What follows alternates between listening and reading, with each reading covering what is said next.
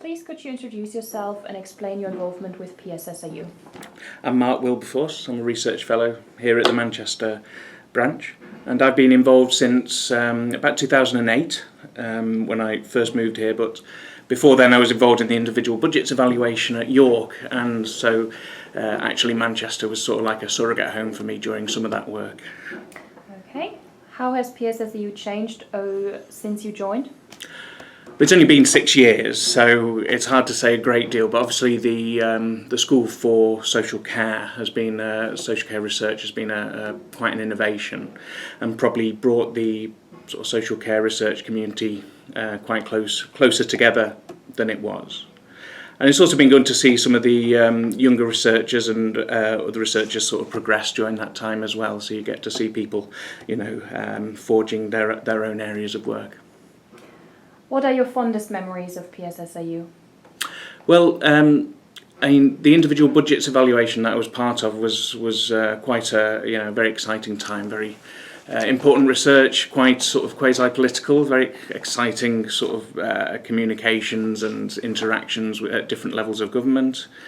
The fondest parts are actually the funniest bits, which were things like the presentations. That we did lots of dissemination work, presentations every other week, and not one of them quite went right. So we held a conference up here in Manchester, and then the heaviest snowstorms that I can remember meant that almost all the speakers weren't able to come up from the other branches, meaning that we had to try and cover everything. Well, David actually had to cover most of them himself.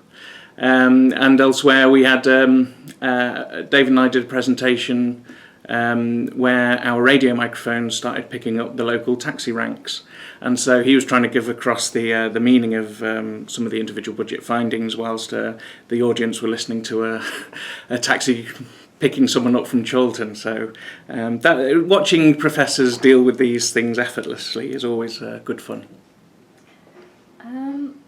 What areas of work have you personally focused on during your time at PSSRU? Well, after the individual budgets work, I got more involved in old age mental health issues, and so what I'm trying to do now is explore sort of how they come together, really, how person-centeredness, personalisation, and different narratives of centeredness in care come together for older people to try and make them work as best as possible.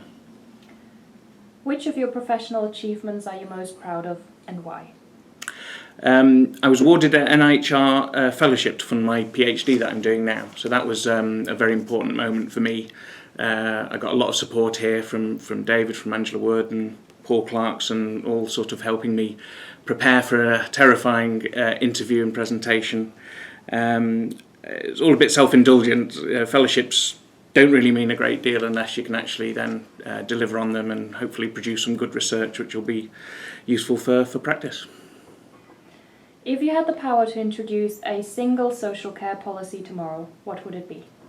Well, I struggled with this question because I think most of the policies that will be most important for social care aren't really social care policies.